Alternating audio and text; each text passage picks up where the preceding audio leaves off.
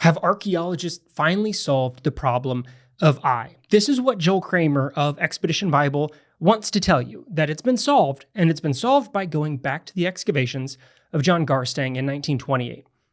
The problem is Garstang has been wrong, was wrong, is understood to be wrong. This is the consensus position. But Kramer says, well, the consensus is wrong. You shouldn't trust them. You should trust him instead. In this video, we're going to be watching through how he lays out his argument, where he gets the archaeology wrong, where he misquotes some of his sources, and why it matters that you know what the archaeology says about this site. So without further ado, let's get into Expedition Bible's video on I. This mound of ruins, known locally as Etel, has for a long time been identified as the ancient city of Ai, where the most descriptive battle in the Bible took place as part of the Israelite conquest of the Promised Land. In 1985, the Jewish scholar Ziony Zevit wrote an article entitled "The Problem of Ai," which well represented the majority view that the archaeological evidence excavated at Ai rejects the battle as described in the Bible. It feels like he uses majority view here as a dirty word, that by Zevit putting this forward and saying this is the majority view, clearly you should be skeptical of what the majority of archaeologists want to tell you, and so you should hold anything that he's about to tell you with some suspicion, right? This is not surprising because he's going to be countering what the consensus view is, what the view of this has been since excavations back in the 30s. He's going to put it in the 60s and he's wrong. It's back in the 30s that the view presented by the archaeologists he wants to hold up has been questioned. So this majority view, this consensus view is long established. It's well respected. Yes, this site of Etel is the one that most people look at as the place the text imagines this story having happened. But that doesn't mean that because of that, it must be the place where this really happens.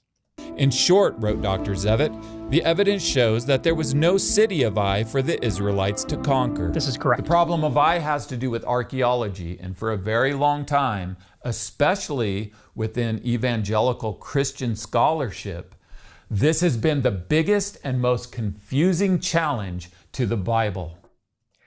Okay, that's a little bit of an odd phrase to say within evangelical Christian scholarship, that's where the problem comes from, that this is confusing in that context. I is a problem for the biblical account, whether you are an evangelical Christian or any kind of Christian, if you want to hold the text as being a historical record that describes historical events that can be verified with archaeology. It's a problem because the archaeology, as Zevit says in that article that he shows, the archaeology does not support what the text of Joshua says is supposed to have happened there. So it's not just a problem for evangelical Christians who are wanting to understand this. It's a problem if you're trying to use that text as a literal historical document, regardless of this. The first to excavate at Etel as Ai was the British archaeologist John Garstang, and he dug there in 1928. And the evidence that he found there, he said, confirmed the biblical account of the Battle of Ai. Then later, starting in 1964, Joseph Callaway excavated at Etel, and he said the exact opposite. He said the archaeological evidence he found contradicted the biblical account of Ai. And it was really confusing because there was no reason to think that Joseph Callaway was not being honest with what he found, because he was a Baptist seminary professor. Okay, so again, we're coming to this position of faith. Callaway was a Baptist seminary professor. In his mind, that then means, well, he must hold the same view that Kramer holds of the text, right? That's not true. You can be a Baptist seminary professor, go and excavate, and come to a reading that says, well, the archaeology doesn't support what my interpretation of the text is. Those things can be in disagreement. That is a position that's different than Garstang, the first one who excavated, and using the term excavation there is generous. Garstang's excavations in 1928 were 8 trenches, right? This is early archaeology. It is not systematic. It's not methodical. Good notes are not taken. It is just a dig and move on.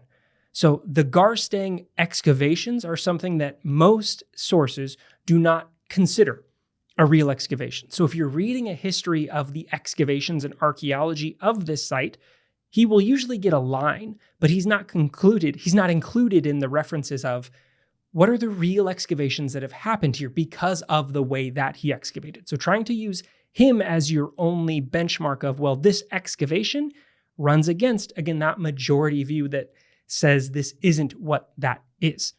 But just because he's a Baptist seminary professor, somehow he should go along with the view that this must confirm that, right? Kramer is putting the cards on the deck pretty early here of his position, and also the position that he thinks you should have if you are coming to understand archaeology with a view to the text. Callaway wrote, "I is simply an embarrassment to every view of the conquest that takes the biblical and archaeological evidence seriously." What a strange thing for a Baptist seminary professor to say, that the biblical site that he's excavating is an embarrassment to those who believe in the Bible? It's not strange. It's an embarrassment if you want to hold a literal historical view and you're willing to disregard the scientific evidence that disproves that. That's what makes it an embarrassment, to say this cannot be that because the archaeology simply does not back it up. That's the only context in which it is an embarrassment to that view. It only becomes an embarrassment for that view if you are unwilling to change your perspectives, your understanding, your reading of the text based on what the things in the dirt are telling you. So again, him being a Baptist seminary professor should have nothing to do with that. He's saying, I excavated. This is what that says. Is your expectation that because he's a seminary professor, he should change his findings to match what he has in the text? That's a serious problem. If your proposal is those types of professors must dig in this way, yeah, then that's like Garstang's excavations, which is Bible in one hand, trowel in another. I'm going to dig to prove what I want to find, which is what Garstang did. Callaway is doing something different. So that's not a problem. That's good. That's the way it should happen. You can excavate and have a position of faith. That's fine. You can. Many people do. That doesn't mean that's a problem. It's only a problem if you just come to it seeking to only prove one with the other. If you dig with the intention of only proving what you've read, it's a problem. If you dig with the intention of only disproving what you've read, it's similarly a problem.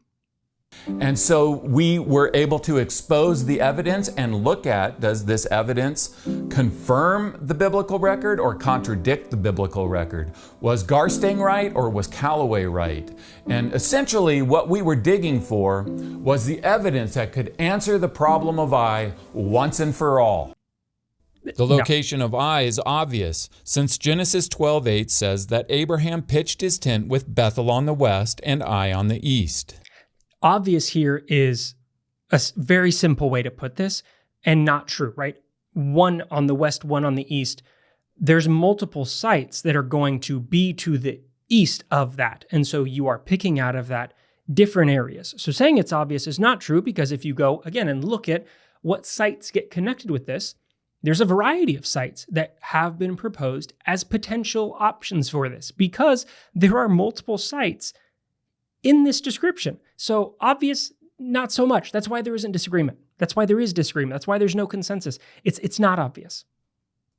So this shows that these two biblical cities of Bethel and Ai are close to each other and east and west of each other.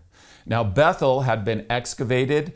It had been clearly identified. I did a video on Bethel that you can watch after this, and it became an anchor point in biblical archaeology. In other words, since the location of Bethel was known so well, other biblical cities could be found based on where they were located in accordance to Bethel. Proposed identities for other cities can be made in relationship to Bethel. However, you still have to go and excavate to see, is that what this is? Because just like with this site, there are going to be multiple cities in those directional relationships. It's not a one-to-one thing. If I say I'm here and there's a city north of me, I'm in Iowa City. North of me is Cedar Rapids. Which city is Cedar Rapids? If you're coming to this later, there's multiple cities up north of me. You have to know more than just it's north. None easier than the city of Ai. According to the Bible, from ancient Bethel, all we have to do is travel east, and soon we'll come to the fortified city of Ai. we soon come to a distinct mound of ruins of a walled city known locally as Etel. Obviously, this is I. It's not obvious that this is I. He uses these words throughout to just plant it in your mind. It's clear, it's obvious. Just take this. You should assume this. Just listen to me. Overlooking everyone that says it's not obvious that this is I, that there are other proposed sites that could be I, that there are other options here. So it's not simple, it's not obvious. But you'll notice he does that throughout this video. In fact, Etel means the ruin, just as I also means ruin. That's a fallacy, right? Okay, so that comes to mean those things. Etel can also be the hill, the mound, the heap, because tells are mounds, heaps, hills. It might be ruins, it might not be. And even if you want to take, well, this means ruin, the names mean ruin. To say the name means ruin, therefore it must be the city that was destroyed and is referred to as ruins, that's not a relationship. It could have taken that name because there were ruins there, yes. Ruins from what? That's not proof, it's not obvious, it's not simple. But again, he doesn't want to spend time looking at that. Instead, just says, it's obvious, look this, the name is this, therefore it must be that. That is not a straight line. These are the reasons why, for a very long time, scholarship has identified Etel as biblical I. It's obvious. And so there it is again. The problem of I is not in its location, and nor is it in the topography of the area. In his article, Zevit wrote, "In the course of my visits to Etel, I have been struck by the astounding extent to which the topographical details of the Battle of Ai and the biblical accounts can be identified on the ground." In his article... Again, so yes, this goes to the idea of it's very possible that the creators of the story of Joshua 7 and 8, describing the destruction of Ai, looked around and said, what fits? We have a site that needs a story. This is the ideological version of this that's proposed by scholars like Martin Noth, that says this story is an etiology for why there are these ruins there. We see something that's destroyed. How did it get destroyed? Well, let me tell you a story. And so then in that context, you take a site that's destroyed, you bring in the topography of the region, and you make the story. Just because the topography matches what it says in Joshua doesn't mean that the events in Joshua took place. It means that whoever made the account of Joshua 7 through 8 put their setting in the context of this area. If you watch Spider-Man and it's set in New York, does that mean that Spider-Man really existed because I can go to New York and I can look around at those buildings and say, I see these buildings. That's where Spider-Man was. Spider-Man must be real. We don't do this in other contexts, so you shouldn't accept it here. Ziony Zevit wrote, "These striking topographical details reinforce the conclusion reached on general geographic considerations that Etel is to be identified with I. In fact, they guarantee that the I story in the Bible was told about Khirbet Etel." Yes, it was told about that site. It doesn't mean that the events had to have taken place. It means a story was created for that site that matches the geography and the topography of that site. It doesn't mean the events had to be what the text says. This is not lost on John Garstang. He sees how the topography fits with the biblical account. This is why he takes a picture of the hill and puts it in his book, Joshua and Judges, and labels it the place of ambush west of Ai. He understood the location of Ai, he understood the topography of Ai, how it fit with the biblical record, and this is why he was the first to excavate there. Again, excavation, a loose term here. Yes, he is the first to excavate, to put a shovel, a spade into the ground here. But Garstang's not the first one to propose the identity of Etel as biblical Ai. This is something that predates him. In 1838, Robinson is the first to identify Etel as a possible site for Ai. And so when Garstang comes in to excavate, that identity had been proposed in the past. Garstang comes along to say, well, let me excavate, and excavation is used loosely here, dig some trenches here to see if this is what this is. So Garstang is not coming up with something wholly new in this context. Garstang had this picture taken of the mound and drew arrows on it that pointed out the different places he would dig, which he dated September 1928. Those places are trenches. They're not squares. They're not full areas of excavations. As you can see in this crude drawing here, Garstang was not good at record keeping. Garstang did not do stratigraphy, right? This is early excavation. Stratigraphy didn't happen. Squares were not in use here. Record keeping, not a priority. Pottery collection also ends up not being a priority for Garstang either. So these areas are trenches that are dug in. He also drew this simple top plan of the site showing his excavation areas.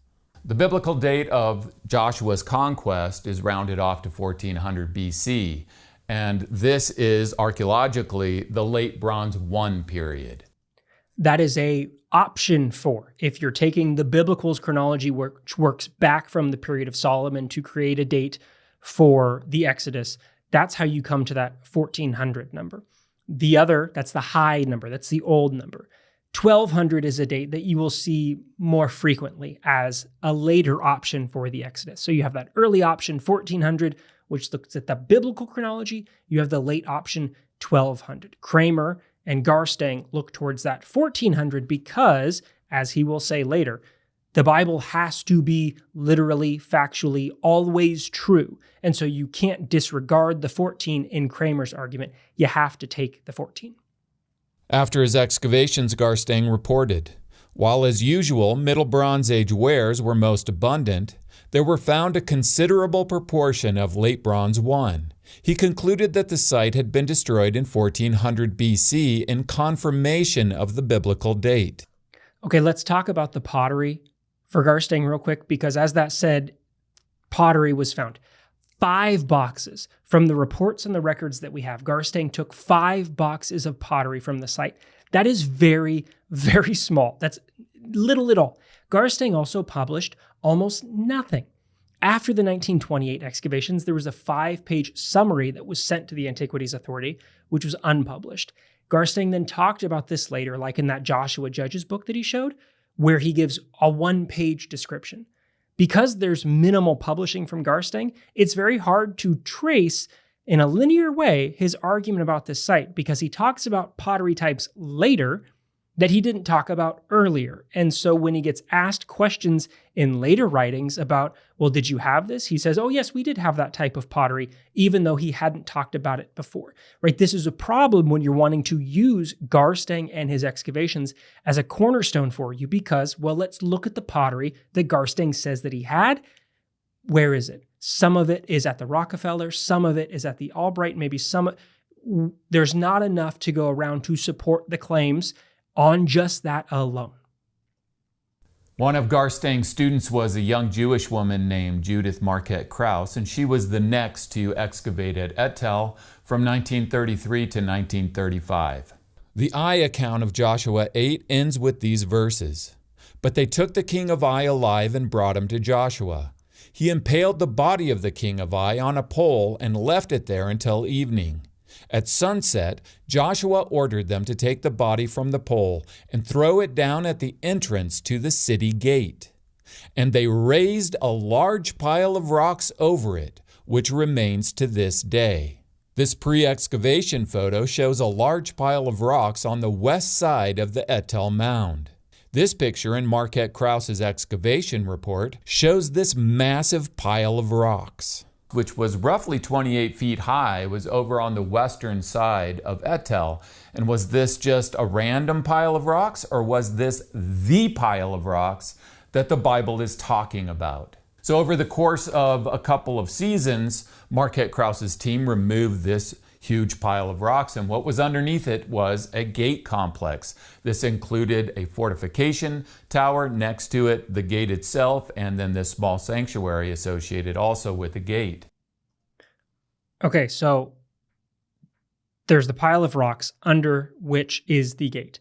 Again, if you're looking at what Zevit had proposed, that this story is told about this site, and you're looking at the destruction of this site, and there's the pile of rocks over what you can see is where the gate area would have been of this site, you can see how, without it having to be a factual retelling of this, you can create the narrative that matches what you have on the ground, where we have the walls. This is where the gate would be. There are rocks piled over. Okay, in our narrative then that we tell of the destruction of the city, we describe this. This also overlooks the fact that this is not a once-in-a-lifetime situation. This is not the only site that has rocks piled over the city gate after it was destroyed.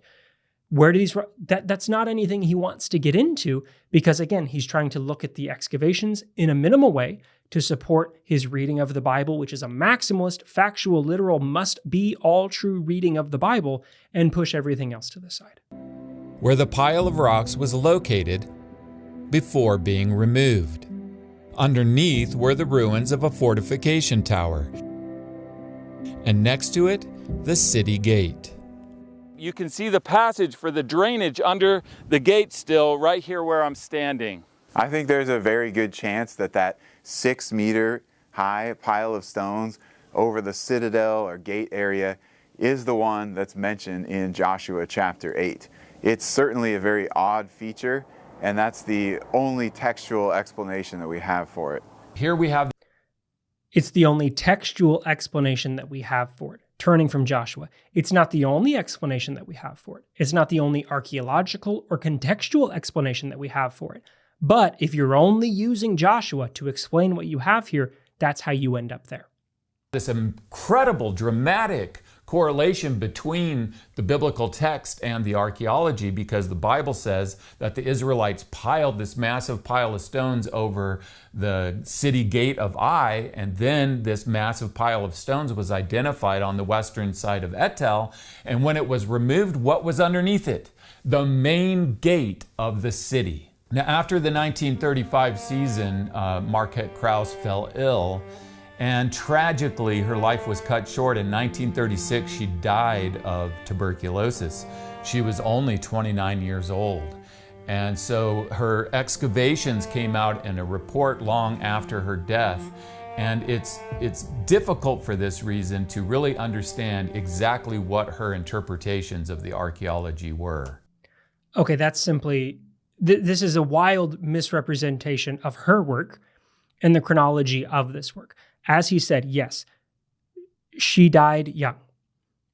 Her materials were published in 1949. So not immediately, no, she died in 1936. In the span of archaeological publishing, that's not the longest. But also, he is ignoring so much of her work. He wants to use Marquet-Krause to support his argument by saying she dug with Garstang, she found these rocks. Look, these rocks were over the city. Ignoring what she says in that work that he doesn't want to trust because he says it came out later. So he wants to use her, but not use her work. Why not is the question that you should ask.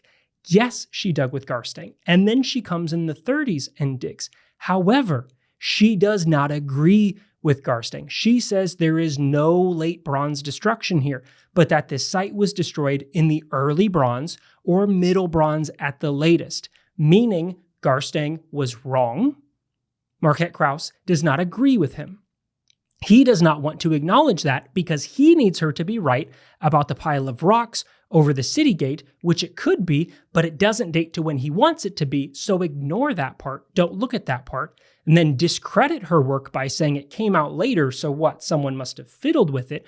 This is a wild misuse of her work. It is extremely disrespectful to use her name and her work in this way to further your agenda of what this site is. Right? That is something that has to be acknowledged when he's arguing on her work, but ignoring her work. Joel Kramer, what are we doing here? What are you doing? Read the report. You can read her work. Yes, it came out later, but that doesn't mean it's not her work. If you're going to use her work, which says it was destroyed in the early bronze or middle bronze, not in the late bronze. She does not agree with Garstang. But you don't want to acknowledge that because you need to keep her for part of this. So cut around the parts that he doesn't like. It's a thread throughout. You may be wondering after all this, okay, so what is then the problem of Ai? You might be wondering that because he leaves material like that out, right? So leave out the stuff that makes you say there's a problem here. So when you're reading his simple version, you might be wondering what the problem is. The problem is Marquet-Krause, the person you just talked about, doesn't agree with you, right? That's one of the problems. Because the location fits so well, the topography fits so well, and we have the archaeology Garstang found fitting so well. We have this pile of stones with a city gate underneath it found by Marquet-Krause. And the truth is there was no problem of eye until the 1960s. No, there was a problem in the 30s. There was a problem in the 30s because Marquet-Krause said it wasn't destroyed in the late bronze. But again, he wants to ignore that part, move it back to the 60s because he wants to attack Callaway. Callaway becomes his way in to say, this is when liberal scholarship got in and ruined the identification. That's not the way that this happened. It happened in the 30s. The student of Garstang, the person he wants to say got it right, the student of Garstang said he was wrong in the 30s. Well before Callaway. And with Joseph Callaway, who excavated Eye from 1964 to 1972 and claimed that there was no evidence of late bronze occupation at Etel. I want to point out his quote here because, yes, Callaway says there's no evidence of late Bronze Age excavation. Yes, he does say that. Look at what's right before and then after the part that he highlighted. She reached this conclusion because there was no late Bronze Age city at Etel. Who's the she?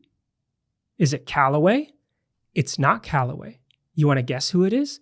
It's Marquet-Krause. So he quotes here, apart from Callaway, that tells you Marquet-Krause said there's no late Bronze Age. But he wants to ignore that part and just focus on the no late Bronze Age and say, well, this is Callaway. It is Callaway. It's also Marquet-Krause. And you can see her name in the last sentence. Thus, the conquest was minimized in the views of Marquet-Krause and Noth, but the Iron Age one village at Etel was to them Israelite or Benjaminite. So she gets named there. Yes, that is who Callaway is talking about when he says she at the beginning of that sentence. And this is a problem because the biblical date for the conquest is archaeologically in the late Bronze I period. So what Callaway found and reported contradicted what Garstang had earlier found and reported. Garstang said that he had found late Bronze I pottery in abundance, and then Callaway said that he had found no evidence for a late bronze occupation at Etel. Callaway's explanation was that Garstang had gotten it wrong, that he had misdated earlier pottery as late bronze pottery. The other thing like he does at Jericho as well. It's not wild to say that someone got their pottery chronology wrong. Garstang, as he's going to talk about it in a little bit, is on the early side of developing this. Okay, it has advanced since then. From the time Garstang excavated to when Callaway is, things have advanced, things have changed, our understanding has developed. Also, let's note, if there's an abundance of this pottery, where is it, Garstang? We don't have it. So to simply point at that and say, he said it, it must be true, we can't verify that because we don't have the pottery we can go and look at to say there is an abundance. Now, what's confusing is it didn't really make sense why Joseph Callaway would have an anti-Bible agenda or bias, since he was the professor of Old Testament at Southern Baptist Theological Seminary. He doesn't have an anti-Bible agenda or bias. He is telling you what the archaeology says. That's not anti-Bible. That is just reporting what is coming out of the earth. That's all that it is. Remember, Callaway had concluded that Eye is simply an embarrassment to every view of the conquest that takes the biblical and archaeological evidence seriously. The majority of scholars, such as Ziony Zevit, followed Callaway's interpretations, which is why he begins his Problem of Eye article by saying, extensive and sophisticated archaeological excavations have produced no evidence of human occupation at the site during the period when the Israelites supposedly settled in Canaan. You want to know who Zevit does not include in their descriptions with these excavations, the ones that are extensive and sophisticated? 1928, Garstang. Why? Because they're not sophisticated, they're not technical, they're not well done. And so if you go and read Zevit's article, it's linked down below. that Garstang excavation is not considered as proof of this because we don't have the records, we don't have the material to back up those arguments. So he looks towards Callaway, Marquet-Krause to say, what do the excavations that we have materials for tell us? And again, notice that he used majority there as a dirty word, as if that must mean that we're all in cahoots and we're all trying to cover up what Garstang told you. Come on. In short, the evidence shows that there was no city of Ai for the Israelites to conquer. That is what the evidence This is also shows. why Dr. Bryant Wood, an evangelical biblical archaeologist who definitely believes in the Bible, went looking for Ai somewhere else. If Callaway couldn't find late Bronze period pottery at Etel, then that must mean that Etel is not biblical Ai and that it's located somewhere else. And so he definitely believes in the Bible, meaning in this interpretation, then you should trust what he has to say. Unlike Callaway, who despite being a seminary professor, clearly to him doesn't believe in the Bible, so you shouldn't trust what you can see how he is trying to push things one way and another in his descriptions. Went and looked for another site. He settled on a nearby site just to the southwest of Etel called Khirbet el Makatir, and he excavated that site and became convinced that Makatir was biblical Ai. Let's pause on this photo for a second, because remember, it's obvious, it's simple, it's easy that Etel must be Ai because it's to the east of Bethel, as is Makatir. So it's not the only site that direction from Bethel that could be identified here. As he says, Dr. Wood, who believes in the Bible, thought that this was another option. Other scholars have proposed a wide variety of sites as possible locations east of Bethel that could be these homes. And so this set us in motion to go, okay, let's go find where Ai is then. And this led us to Bethel, and then from Bethel over to Etel and the excavations of Garstang and the evidence that we've already gone over. And it became obvious to us, as it had to these scholars in the past, that Etel had to be the biblical site of Ai. But what was, of course, confusing was, why couldn't Joseph Callaway find any late bronze pottery there? So one day I was reading the obituary of Joseph Callaway on the seminary website, and I read that in 1961 he had studied under the famed archaeologist Kathleen Kenyan. And when I read that, all of a sudden the lights went on and I understood what the problem of Ai actually was. It wasn't the archaeology, it was the archaeologist. Okay, so again, now he's going to blame indirectly Kathleen Kenyan for teaching Callaway wrong, and then Callaway leads all of us astray. That's the line that he's drawing here, because Kenyan doesn't excavate at Etel. She does excavate at Jericho, where she disagrees with Garstang and says there's no late Bronze Age destruction. It comes sooner. The pottery does not match up. And so here he's going to argue that, well, she's wrong there too, indirectly is where he's coming to with this. He goes on that in another video. He doesn't like Kathleen Kenyan. And so then by association, Callaway is contaminated for him and is wrong because Kathleen Kenyan. And so you should disregard Callaway is where he leads this argument. So the teacher was wrong. Therefore, the student disregard. Kathleen Kenyan was not wrong. Kathleen Kenyan did good excavations, good, methodical. She has records. You can go back and read the reports and see what was there, see why she makes the arguments that she has.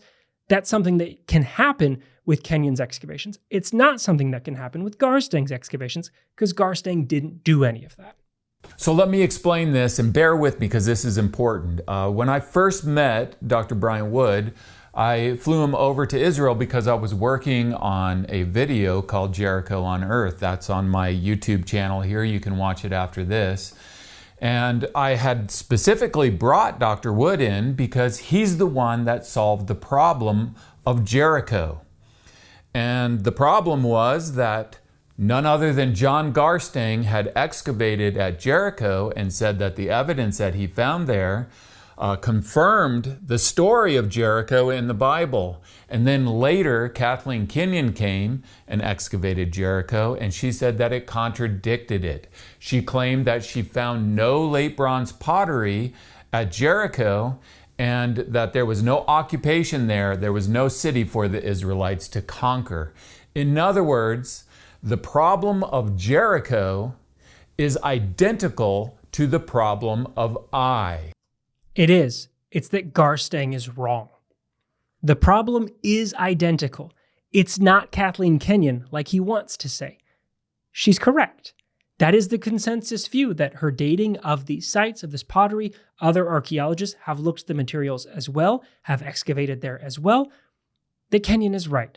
That at Jericho, there is not the late Bronze Age fortifications to match up with what the text describes. It's not there. She's not the problem. The problem in both of these situations is Garstang. There is a common denominator. It's Garstang. It's that Garstang misidentified pottery, misdated areas. He doesn't do stratigraphy, so there's a serious issue there in trying to make sure that his timelines match up. That's the common denominator. That is the problem. But that's not the problem that he wants to look at, because for him, Garstang got it right, because Garstang says 1400, and that's the date that he needs. The solution to the problem of Jericho was simply put by Dr. Wood as that Garstang had been right and that Kenyan had been wrong. I'm just saying John Garstang had it right, Kathleen Kenyan had it wrong. And so the same would be true then at Ai, that Garstang got it right and Callaway, who was trained by Kenyan, got it wrong. This is an interesting line that he draws here, because Garstang as that common denominator then must be right in both. Kenyan doesn't excavate at Etel, but because she trained Callaway, then Callaway must be wrong, have everything wrong, can only reproduce these findings that he says are wrong from Kenyan that we see at Jericho. Rather than the simpler answer, the one that, again, Marquet-Krause presented in the 30s, Garstang got it wrong. So my archaeology professor, Dr. Shimon Gibson, said to me one day when I was talking to him about Ai, he said, well, if John Garstang said that he found late Bronze 1 pottery, then he found late Bronze 1 pottery. And I said, well, what do you mean by that? And he explained that John Garstang was one of a very small handful of scholars, the three main ones being Vincent, Albright, and Garstang, who developed pottery chronology that is still in use to this day. So you can't argue that Garstang did not know his pottery. He was one of the critical scholars who developed the pottery chronology. It was Kenyan and Callaway who got the pottery wrong, not John Garstang. You can argue that Garstang got his pottery wrong because pottery chronologies and our understanding of them develop over time. And so, yes, you can say he got it wrong. I would also like to point out, he's talked about this Ziony Zevit article a number of times. Someone in that photo, Albright, is quoted in that Zevit article saying, we are forced to conclude that Ai was destroyed centuries before the invasion of Israel under Joshua. So, did Albright get it wrong, even though he's a part of that developing the pottery chronology as well? Or is this another situation like Marquet-Krause, where we're going to ignore the things from the people that don't agree and just take the parts where they do agree? Of course, that's what he's going to do. It's exactly what he does here. He leaves that part out when he's showing you that article. It's in there. He could have brought it to you. He doesn't want to bring it to you. And so, no. Just no. Garstang got it wrong. Another thing that I learned from a seminary professor was that back in the 1960s, the Southern Baptist Theological Seminary had gone through a liberal phase, and many of the professors there were liberal. Oh, no. Now, I don't know for sure if the motivation behind the interpretations by Joseph Callaway were based on him being liberal, or if he had simply been taught wrong by Kenyan and then passed that along. Whatever the situation is, what I did know was that Joseph Callaway is the one that got the pottery wrong. Okay, so he's not going to say that that's the reason why, but he's going to throw that out there and also not explain what he means by liberal. Is he talking about liberal theology? Is he talking about politics? Where does he go with that? He'll leave that to you. But he's just going to throw that out on the table to say, I can't confirm this, but I've heard that it went through this phase, and so maybe that has something to do with, this is just like him using majority as a dirty word earlier. When Callaway says this doesn't back this up, he can be a seminary professor and say those things. He can be a liberal seminary professor or not and say those things. If you're going to make that as the reason why, then spend some time there. Instead, he just slides it out there to say, I think you're not going to like this accusation that I'm making without backing it up. As we dug down into our squares at Etel, it was so obvious. I mean, we came across these layers that were literally filled with late Bronze 1 pottery, and then into a destruction by fire, a layer filled with black ash.